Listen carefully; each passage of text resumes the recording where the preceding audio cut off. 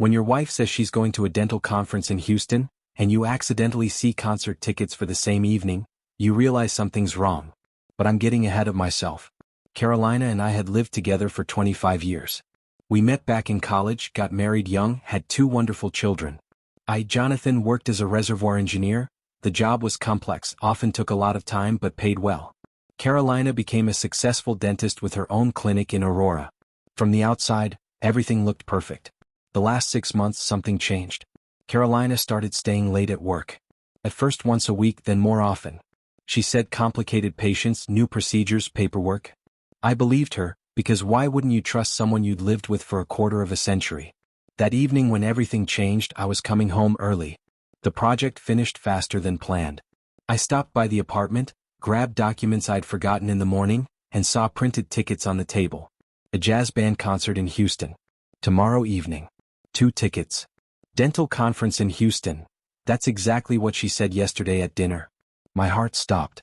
Maybe she just wants to relax after the conference? But why 2 tickets? And why didn't she mention the concert? The next day I called the clinic. The secretary confirmed, Dr. Carolina went to a conference, she'll be back the day after tomorrow. I said I was also going on a business trip, kissed my wife goodbye and waited an hour after she left. Then I got in my car and drove to Houston. 4.5 hours on the road gave enough time to change my mind dozens of times. Maybe I'm paranoid? Maybe everything has a simple explanation? But somehow I kept driving. I knew where she was staying, a hotel near the conference center. She showed me the booking a week ago. Arrived in the evening, parked across the street. Waited. At 8 in the evening, Carolina came out of the hotel. She was beautiful, a blue dress I hadn't seen before, high heels. This definitely wasn't conference dress code. A man approached her at the entrance. Tall, slim, neat beard. They hugged. Not like colleagues. Like, differently. They took a taxi. I followed them. The concert hall was small, intimate. I went in after them, bought a standing ticket in the back.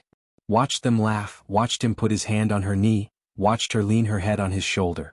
25 years. 2 children. And this. After the concert they went to another hotel. Not the one where she'd booked a room for the conference. I photographed them at the entrance. Waited an hour. Then another. I didn't need to see anything more. The drive home seemed longer. I didn't sleep until morning, sitting in the dark living room of our apartment, looking at photos on the walls. Our wedding. The birth of our children. Family vacations. Was this whole story a lie? Or did something break somewhere? Carolina returned the evening after next, tired but satisfied. How was the conference? I asked, pouring her tea. Useful, she smiled. Learned a lot about implantation. Interesting. Did you have time for anything besides lectures? Well, these conferences, constant presentations and networking. I nodded. Decided not to rush. The following week, when the kids came home from college for the weekend, I casually mentioned at dinner, Carolina, what was that jazz band you wanted to listen to? She froze with her fork halfway to her mouth. What? Well, you mentioned once that you love jazz. Just curious. Oh, yes, I love it. I listen to different things. Our older daughter, Emily, interrupted. Mom, is it true you went to a conference? My friend texted me, saw your photo on some guy's Instagram near a concert hall in Houston. I thought it was a mistake. Time stopped. Carolina tried to laugh. What photo? That's ridiculous. But Emily was already scrolling through her phone. Here, look. Roger Collins, language teacher. He captioned it, best evening with the most special person. And you're there, Mom. Clear as day. I looked at the screen. The same blue dress. The same man. There smiling, his arm around her waist. That's just an old friend, Carolina stammered. We ran into each other by chance. In Houston? During your conference. I finally spoke. Carolina, maybe enough? The kids looked at us in shock. Our younger son, Matthew, quietly got up and left the room. Jonathan, I can explain. 25 years, I said quietly. Can you explain 25 years? She cried. Admitted everything. Roger, a language school teacher where she supposedly studied French to expand her client base. 8 months of an affair. Trips she masked as work-related. Lie after lie. But I didn't want to destroy the family, she sobbed. I didn't know how to stop. So you didn't stop, I replied. That evening was the last time we spoke as a couple. Emily barely talked to her mother. Matthew shut down completely. I moved into my son's room, Carolina stayed in the bedroom. The next week I hired a lawyer. Not for revenge, just to end what had already died. There were enough grounds for divorce, evidence too. But the hardest part was ahead. I called Carolina's parents. Her mother, Margaret, adored me. Told them everything. Margaret didn't believe it at first, but when she saw the evidence, she cried on the phone. Her father, Robert, was silent, then said, "I thought we raised her better." They called their daughter that same evening. The conversation lasted an hour. I heard through the wall how Carolina screamed, cried, begged. Her parents told her for the first time in her life that they were ashamed of her. Then I called Carolina's sister, Jessica. Their relationship had always been complicated. Jessica believed that Carolina was always the parents' favorite, got more attention, more support. When I told her about the betrayal, silence fell over the phone. "So perfect Carolina turned out not so perfect after all," she finally said. Not angrily, rather sadly. "Jonathan, I'm sorry. You didn't deserve this." Jessica called all their mutual relatives. Not out of spite, just told the truth. In their large family, news spread quickly. The worst part was with Roger. I found his profile on social media. Turned out he was married too. Wife, 3 kids. In the photos, a happy family. I met with his wife, Ashley, at a coffee shop. Brought evidence. She listened silently, gripping her cup so hard that white knuckles showed on her hands. "Thank you," she finally said. I suspected. But he lied so well. A week later, Roger lost his job. Turned out there was a moral conduct clause in his teaching contract. The school dean, learning about the situation from Ashley, didn't want to keep such a teacher. Roger tried calling Carolina, but she didn't answer. He came to Aurora, waited by the clinic. I happened to be there, picking up the last things from our apartment nearby. "You ruined my life," he yelled at me. "Me?" I even laughed. "You slept with a married woman for 8 months while having your own family." I just told the truth. "Carolina loves me." "Really?" I pulled out my phone. "Then why did she tell her lawyer a week ago that it was a mistake? That she never loved you, just looking for thrills? Want me to show you the recording?" I was lying. There was no recording. But Roger believed it. I saw doubt creep into his eyes. "You're lying. Call her. Ask yourself." He called. Right there, in front of me. Carolina answered. "Roger, stop calling." I heard her voice from the speaker. "It was a mistake. I'm sorry." "But you said." "I said a lot of things. Sorry, but I need to move on." She hung up. Roger stood there, staring at his phone. Then looked at me. "She just used you?" "Yes, like she used me. The difference is I wasted 25 years on it, and you only 8 months." He left. A month later, Ashley filed for divorce and took the kids. Roger lost everything: his job, family, reputation. The divorce from Carolina took 4 months. Lawyers, documents, division of property. But I had the advantage: evidence of betrayal, support from the kids, even support from her own parents. The judge awarded me the apartment. Carolina took her business, personal belongings, half the savings. But most importantly, she lost much more. Emily refused to talk to her mother for 6 months. Matthew still talks rarely, briefly. Carolina's parents see her once every few months, though they used to communicate almost daily. Her sister Jessica told her in front of everyone at a family gathering that she destroyed the best thing she had in life. But that wasn't the end of the story. What happened next became even more interesting. 2 months after the divorce was finalized, I received a call from an unknown number. It was Ashley, Roger's ex-wife. "Jonathan, I hope I'm not bothering you," she said. "But I thought you should know something." We met at the same coffee shop where I'd first shown her the evidence. Ashley looked different, stronger, more confident. She'd cut her hair short, started a new job, and was rebuilding her life. "Roger's been trying to contact Carolina," she told me. "He's obsessed. He thinks if they're both divorced now they can be together. He doesn't understand that she never wanted him." "How do you know this?" I asked. "Our oldest daughter told me. She still talks to him sometimes." "Jonathan, I'm worried he might do something stupid." She was right to worry. That was the calmest day before the storm. The next week, Roger showed up at Carolina's new clinic. He caused a scene in the waiting room, yelling about how they were meant to be together, how they both sacrificed their marriages for this love. Carolina's receptionist called security, but the damage was done. Patients witnessed everything. Some recorded it on their phones. The video went viral locally. "Language teacher has meltdown at dentist's office." The headlines wrote themselves. Comments flooded in from people who knew one or both of them. The whole story came out: the affair, the destroyed marriages, the abandoned children. Carolina called me crying. Jonathan, please, you have to help me. My practice is falling apart. Patients are canceling. People are harassing me online. What do you want me to do? I asked calmly. Tell people it wasn't like that. Tell them we just grew apart. Please. I thought I couldn't get any angrier, but you want me to lie for you? After everything? For the kids. They're suffering because of all this publicity. The kids are suffering because you made selfish choices. I won't clean up your mess, Carolina. I hung up. But she was right about one thing, the kids were struggling. Emily called me that night. Dad, people at my college are asking about Mom. Someone sent me that video. It's humiliating. I know, sweetheart. I'm sorry you're going through this. Why did she do it, Dad? Weren't we enough? That question broke my heart. How do you explain to your daughter that sometimes people make choices that have nothing to do with love or family, but everything to do with their own emptiness? I decided to talk to the kids properly. Matthew came home that weekend and we sat down together, all three of us. Your mother made mistakes, I told them. Big ones. But she's still your mother. You don't have to forgive her, you don't have to have a relationship with her right now.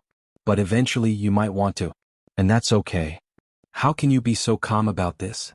Matthew asked. Aren't you angry? I am. But anger won't change what happened. And it won't help you to heal. My reaction shocked even her friends when they heard about it. Carolina's best friend, Diane, called me a week later. Jonathan, I just wanted to say, you're handling this with more grace than anyone could expect. Carolina doesn't deserve it. This isn't about what Carolina deserves, I said. It's about what my kids need. Still, most men would be trying to destroy her completely. Most men aren't thinking about the long game. And I was thinking about the long game. Because after that moment, her life was never the same, but neither was mine. I was rebuilding and I was doing it right. I started therapy, not because I was broken but because I wanted to understand what I'd missed, what signs I'd ignored. Dr. Sarah Chen was a patient therapist who helped me see that Carolina's affair wasn't about me failing as a husband, but about her failing to address her own issues. People cheat for many reasons, Dr. Chen told me. Rarely is it because their partner isn't enough. Usually, it's because they're not enough for themselves. That perspective changed everything. I also started dating again carefully. Nothing serious at first, just coffee, dinners, movies. Remembering what it felt like to have conversations that weren't loaded with history and hurt. I met Sarah at a reservoir engineering conference 6 months after the divorce. She was a geologist, brilliant and funny, with an easy laugh that made me realize how long it had been since I'd heard genuine joy. We talked for hours about rock formations and pressure gradients, and somehow that led to talking about life, loss, and starting over. So you're the engineer whose wife had an affair with a language teacher, she said over our third coffee. The internet is a small world. I grimaced. You saw the video. Everyone saw the video. But I also did some digging. Read some of the comments. People who know you say you're handling it with real class. I'm just trying to get through it. No, she said firmly. You're doing more than that.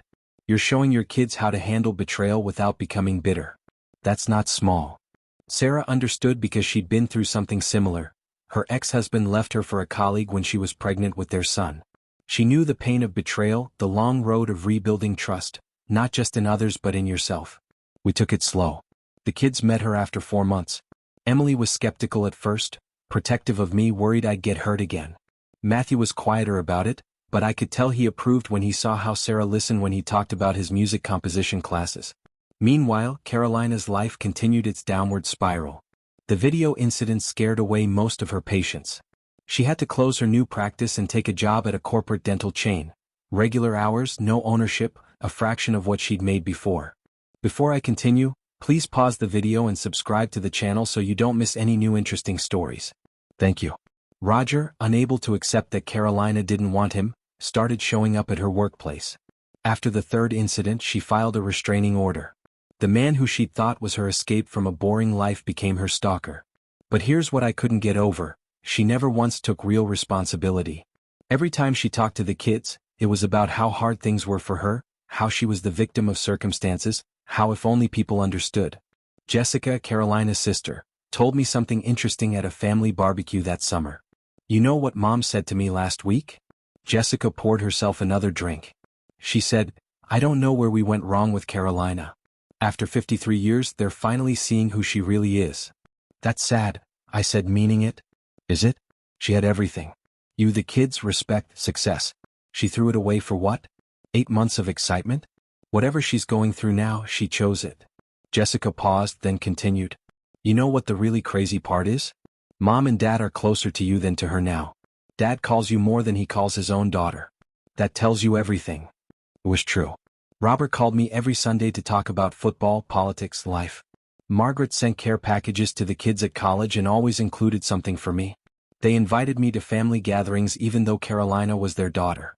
At Thanksgiving, the tension was visible. Carolina came alone. Roger was long gone from her life, unable to handle the reality of who she actually was versus the fantasy he'd built. She tried to talk to the kids, but the conversations were stilted, awkward. How's school, Emily? She asked. Fine. And your classes? Good. Are you seeing anyone?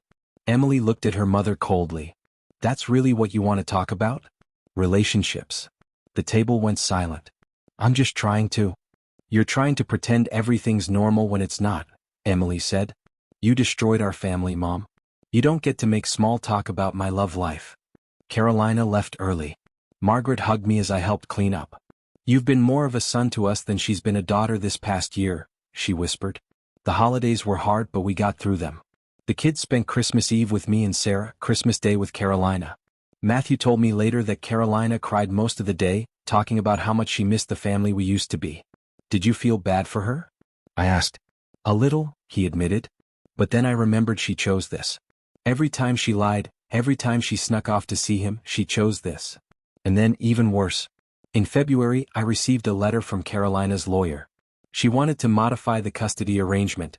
Even though the kids were adults now, she wanted it on record that she tried to maintain a relationship with them. Is she serious? Emily was furious. We're 22 and 20, Dad. There is no custody. It's for her ego, I explained. She wants to be able to tell people it's not her fault the relationship fell apart. Sarah suggested I not engage. She's trying to get a reaction from you. Don't give her one. She was right. I had my lawyer send a brief response. The children were adults who could make their own choices about their relationships. End of discussion. But the final twist in this story came in March. That was when I learned something that surprised even me. Roger's ex-wife Ashley called me again. Jonathan, I need to tell you something. It's about why Carolina really started the affair. We met at the coffee shop, our unofficial meeting spot now. Ashley looked nervous. After Roger and I split, I went through his stuff. Found his old phones, emails, everything. Jonathan, Carolina reached out to him first. What? She saw him at a parent-teacher conference at the language school. Tracked him down on social media. Started messaging him. I have the screenshots. She pursued him. Ashley pulled out her phone and showed me. Message after message from Carolina to Roger. Flirty at first, then more explicit. She'd orchestrated the whole thing. Why are you showing me this? I asked. Because she's been telling everyone that he seduced her, that she was vulnerable and he took advantage. It's not true. She hunted him down. What happened after that was worth hearing. I sent the screenshots to Jessica. Not to hurt Carolina more, but because the truth mattered. Jessica, fed up with her sister's victim narrative, shared them with their mother. Margaret called Carolina. I wasn't there, but Jessica told me about it later. Mom told her she was ashamed to call her daughter. Said that lying about it, playing victim after destroying 2 families, that was lower than the affair itself. The family pretty much cut Carolina off after that. Not formally but practically. Birthday calls became shorter. Invitations stopped coming. She was becoming a ghost in her own family. Meanwhile, my life was getting better. Sarah and I moved in together that spring. The kids loved her, not as a replacement for their mother but as a person who made their dad happy. Emily even asked her for advice about graduate school applications. I got a promotion at work, leading a new research team on advanced reservoir modeling. The project was challenging and exciting, giving me something to pour my energy into. One Saturday in May, I was at the grocery store when I ran into Carolina. She looked tired, older than her 53 years. We stood there awkwardly by the produce section. You look good, she said finally. Thanks. How are you? Managing. She paused. I heard you're with someone. Sarah, right? Yes. Is it serious? It is. Carolina nodded, tears forming in her eyes. I made a mistake, Jonathan. The biggest mistake of my life. Yes, you did. Do you think? She started, then stopped. Never mind. Do I think what? Do you think you'll ever forgive me? I thought about it. Really thought about it. I already have, I said. But forgiveness doesn't mean forgetting. It doesn't mean going back. It just means I'm not carrying anger anymore. I lost everything, she whispered. No, I corrected her. You threw everything away. There's a difference. You won't guess how this all ends. Actually, you probably can. Because this isn't a story about revenge or comebacks or justice. It's about choices and consequences. Carolina lives alone now in a small apartment across town. She works her corporate job, sees her kids occasionally, and from what I hear, she's finally in therapy. Maybe she's learning what Dr. Chin taught me, that you can't fill an internal void with external excitement. Roger moved to another state trying to escape his reputation. Last I heard, he was working as a freelance translator, living with his parents at 47. Emily graduated with honors and got into law school. Matthew finished his music composition degree and is teaching at a community college. They both have healthy relationships with me, complex ones with their mother, and they're working through it in therapy. Sarah and I got engaged in June. Small ceremony planned for next spring. The kids are excited. Even Margaret and Robert are coming. They fully adopted Sarah into the family. Sometimes I think about what Carolina said in the grocery store. That she lost everything. But the truth is more complicated than that. She didn't lose things, she revealed who she was and people responded accordingly. Her parents didn't abandon her because she had an affair. They distanced themselves because she lied, manipulated, played victim, and never took real accountability. Her kids didn't reject her because she made a mistake. They pulled away because she prioritized her own needs over their well-being, then tried to manipulate their emotions. Her sister didn't cut her off because of the betrayal. It was the continued dishonesty, the refusal to own her actions. As for me, I didn't destroy her life. I didn't have to. She did that herself, piece by piece, choice by choice. The best revenge isn't elaborate schemes or public humiliation. It's building a better life while the person who hurt you watches their own life fall apart from their own actions. It's being the person your kids are proud to call dad. It's finding love again with someone who understands loyalty. It's becoming closer to your former in-laws than their own daughter because they see your character clearly. Carolina wanted excitement, novelty, escape from the routine of a 25-year marriage. She got it. And she discovered that excitement fades, novelty wears off, and escape means leaving behind everything that actually mattered. Last month, Emily told me something that made everything worth it. Dad, I was talking to my therapist about relationships, about trust and commitment. And I realized something. You showed me what real love looks like. Not the romantic movie stuff but the real thing. Staying strong when things fall apart. Protecting your kids. Rebuilding with dignity. That means a lot, sweetheart. Mom showed me what love doesn't look like. And honestly, I'm grateful for both lessons. I know exactly what kind of partner I want to be because I've seen both examples. That's the legacy of this whole disaster. My kids learned what matters. They learned that actions have consequences, that integrity matters more than excitement, that real love is built over years, not stolen in secret moments. Carolina texts me sometimes. Apologizing again, asking how I'm doing, making small talk that feels desperate. I respond politely but briefly. There's nothing more to say. She made her choices. I made mine. We're all living with the results. The difference is, my results include 2 proud kids, a woman I love who loves me back, a thriving career and a clear conscience. Her results include loneliness, regret, broken relationships, and the knowledge that she destroyed something beautiful for something that was never real. Sometimes freedom turns out to be very lonely. Sometimes getting exactly what you thought you wanted reveals that you never wanted it at all. And sometimes the person you betrayed moves on to a better life while you're stuck in the wreckage you created. That's not revenge. That's just life. YouTube may no longer suggest my channel to you, so subscribe to it to receive new interesting stories. You will also help the channel grow and improve the quality of its content. The screen now displays a playlist with other interesting stories that you can listen to. You can also write in the comments what stories you would like to see on the channel.